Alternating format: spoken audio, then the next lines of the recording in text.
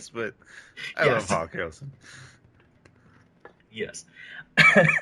So, let's see. Anything else for the regular main sports? The Chicago Fire is not going to be Sorry, Nancy. discussed. No. Not going to be discussed on today's show. Yeah, no, not going to. So, for all of you regular listeners that just stay with us for the main sports, thank you very much for doing so. We'll talk to you next week as we transition over to the squared circle. Huh. Now, we were texting back and forth since I know we haven't been able to connect and do the show.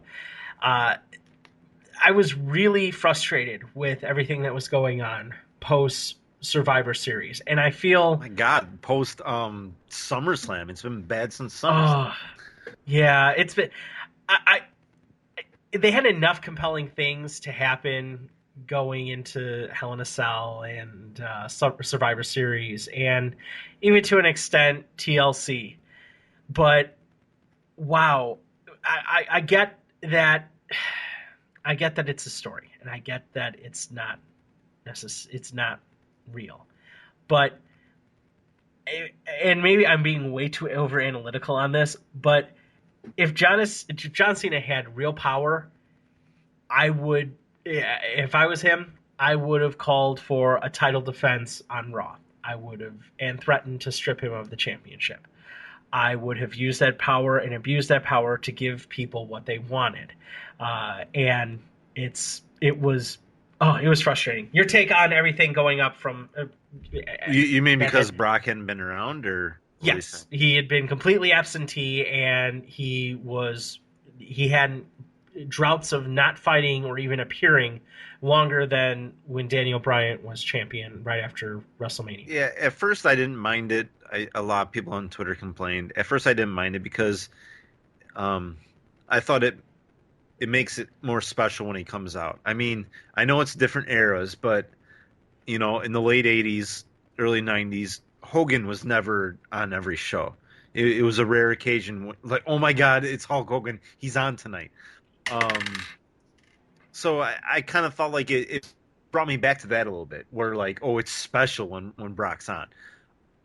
But it got to the point where you were looking at they went through like two pay per views, which is 2 months. There's pay per view a month, um, and actually a couple weeks after, and you still hadn't even heard from him. It got a little frustrating, and it only got frustrating because the rest of the show was stale.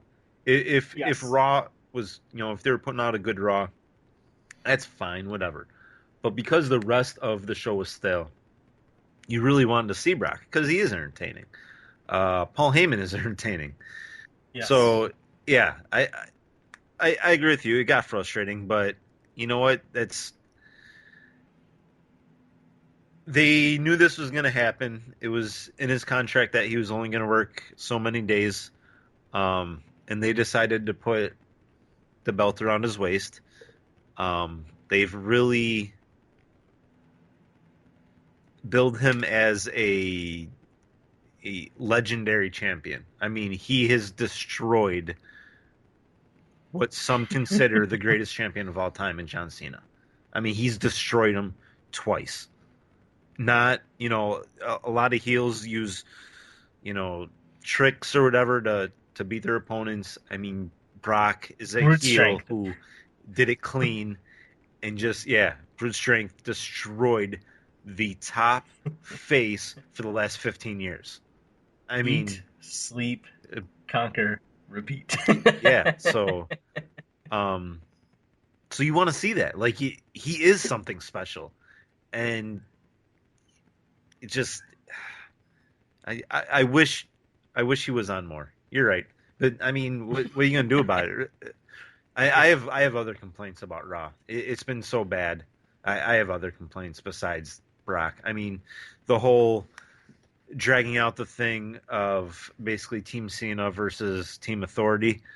Oh my gosh. You Wow. do this whole storyline to get them out, and then you just have them come back.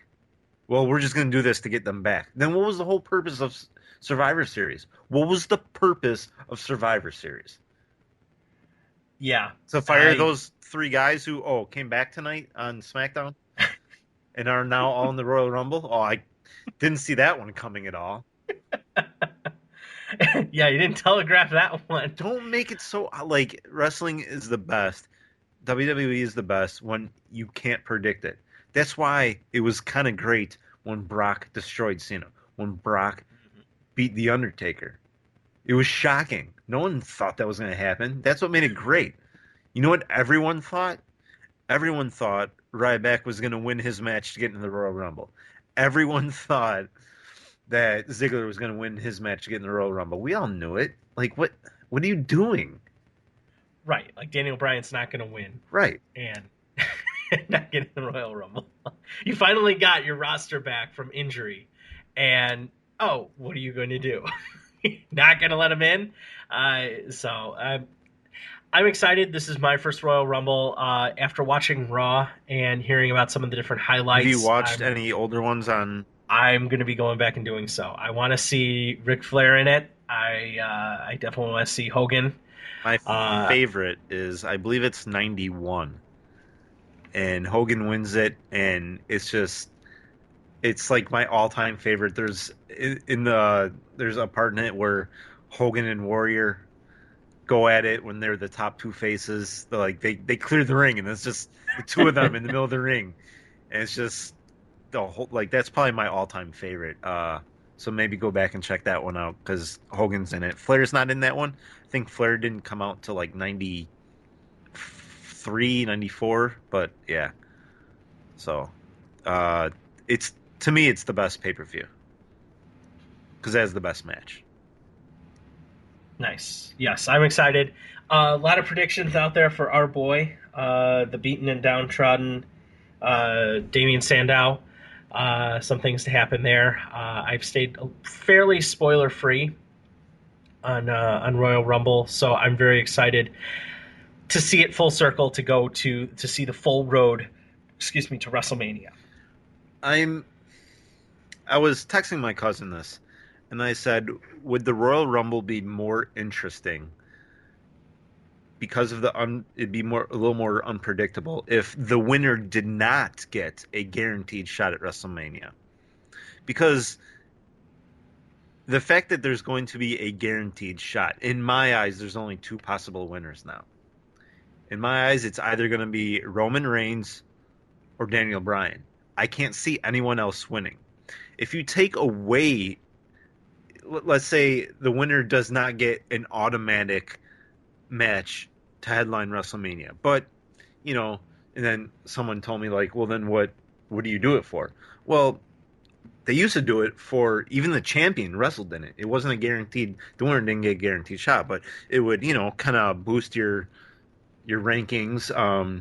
You were more Yeah. likely to get a title shot, more likely to get a title shot, and then there's the whole like, well, you get more money, you get all this. It's like a regular match. What why do you wrestle a normal match to move up the rankings? Whatever. If you take away that guaranteed shot, there's more possible winners. Maybe Ryback does win. Maybe the Big Show does win. Maybe Rusev wins. But with a guaranteed shot, do you think they're gonna have any one of those guys? Even Bray Wyatt. Do you think they're gonna have Bray Wyatt go for the title at WrestleMania? I don't. I think it's gonna be either Reigns or Daniel Bryan. See, I think it's going to end up being. I think you could add in Ambrose and Wyatt. I really do. I think those two have as legitimate of a shot I would love for it. that push. I just don't see it happening. I don't see it happening, and I don't find it particularly likely. But of the four, if I'm picking any of those four, it's going to be excuse me, any of the 30. It's going to be those four to get there and to get that opportunity. I'm interested to see when I I saw your tweet and saying that you are completely in love with Seth Rollins and his character, and it is taking me a very very long time to get over the sort of visceral That's a hate. problem.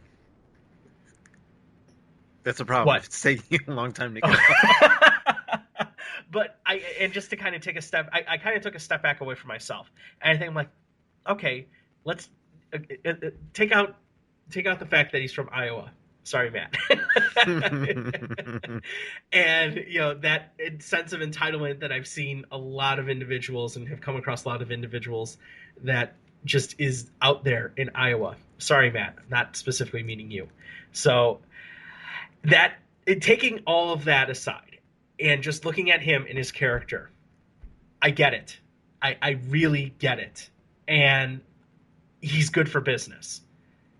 I do, I get the bit, and I can get behind it. Not necessarily get behind him, but get behind the adversary of him, or the his enemy, not necessarily the face. Because right now, who's and when it clicked was with Brock Lesnar, when he's like, "Screw you! I am better than you in every way, shape, and form. How dare you treat me this way? I am bigger, stronger, faster, and can destroy you." And I want to see that match. I want to see Lesnar Rollins so much more than I want to see. One-on-one, right? Yes, just one-on-one. I agree. So much more than Cena throwing his head in the ring. I don't want it. As far as I'm concerned, if Lesnar German suplexes him out of the ring and he breaks his neck on some stairs or on the gate, the padded gate table, whatever, fine. I don't need to see it. Congratulations, 15-time champion. You're not Ric Flair, but go ahead. I want to see. I really want to see Lesnar and Rollins go at it, because it clicked on me when at the end of this past Raw, the lead-in show, which was finally a good show. My God, it was so refreshing.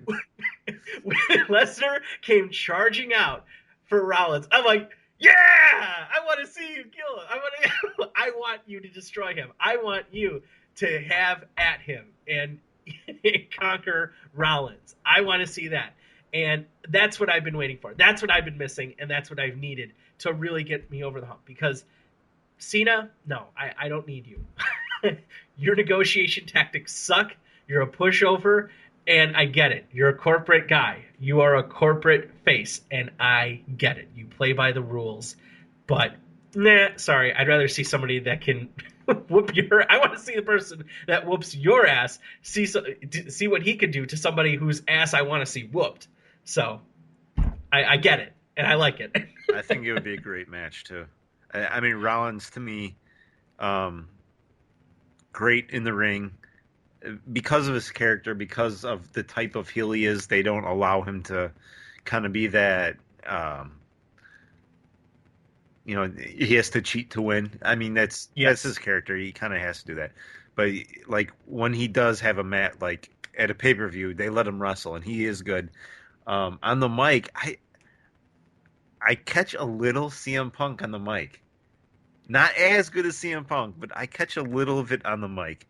And it just, it's good enough for me, so. Yeah. I can see that.